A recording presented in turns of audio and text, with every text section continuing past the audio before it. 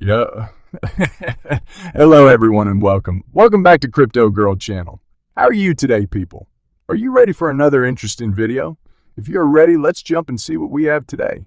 In today's video, we're going to talk a little bit about the essence of renounce and what is the most important thing to take in consideration when you will see a contract being renounced.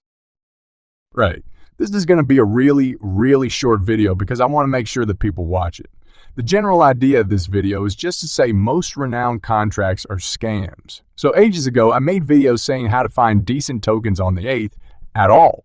I talked about renouncing being a good thing because it locks people out of the contract so they can't use dodgy functions. But I'm doing a complete 180 on that because these days only scammers tend to renounce. They renounce the contract to give you a false sense of confidence and security that it's going to be genuine. But then they leave a backdoor. So I've just done a video on this token Shibitron. It is a scam and it has got a fake renounce. So if we go over to the contract itself and we just go and read contracts, you'll see that the owner is the 0 address and it's down here as well, JUA. So the contract is renowned, but inside the contract, it's got some really dodgy functions that stop you from being able to sell the token. It also puts the fee up to ridiculous amounts as well. And the debt is just stolen 25 grand. And he won't stop at that. It will continue stealing because lots of people are buying. But if we go into the actual contract itself, you can see that there are modifiers. So the standard modifier is only owner. There's no reason that only owner means it's genuine, and we could call this anything we want. It's just been adopted as the default. But this is a default modifier that says the wallet called the owner must be the person that calls the function. The message sender on this particular function, if it's tagged with only owner modifier. So for instance, the owner is the only person that can trigger this function. Transfer ownership, no one else can trigger that function. It has to be the wallet that's called the owner. Now, when you renounce, what you're doing is transferring ownership from the owner to the dead address. Like because you don't own the dead address, that means that you and nobody else is able to trigger this function. So that's what renouncing does. It stops you from triggering functions that are only owner tag G. But bear in mind that this isn't something that means what I've just said. It's just, that's the way it's used by default, but we could use it for anything. This only owner could say, only my wallet can trigger this function regardless of whether it's renowned or not. So you need to dig a little bit deeper. But in this contract, he's using the only owner I would expect, but he's also using this modifier, only death.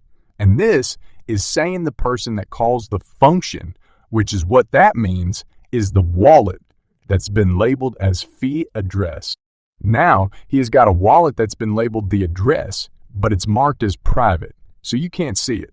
So we don't see that wallet in this contract. But if we go to transactions, there is something called spot this, which is a function that can only be triggered by the wallet, which is only dev. So we know for certain that the wallet that is only dev is this wallet here because that's the wallet here, because that's the wallet that triggered that function.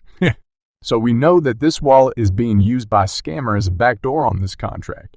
So I'm going to put this one short now because I know that a lot of people don't bother watching the longer videos, but the simple message of this video is these days. If a contract is renounced, it probably means that it is a scammer trying to fool you into thinking it is safe. It is very rare for a genuine developer to renounce a contract because it means you are locked out and you can't adjust the tokenomics in order to keep the token healthy. So genuine developers do not renounce. However, scammers almost always renounce, and they leave a backdoor in the contract. So if you see that is a contract is renowned, let that set off big alarm bells, big red flags for you. It probably is a scam. That said, I did a contract recently which I renounced. All the liquidity goes to burn. I burnt the initial liquidity. The actual people, that the team, they have no control of doing anything in the contract whatsoever. There's no backdoors. That was a genuine renounce, but that is extremely rare. Assume that if a contract is relatively new, then the contract is going hot.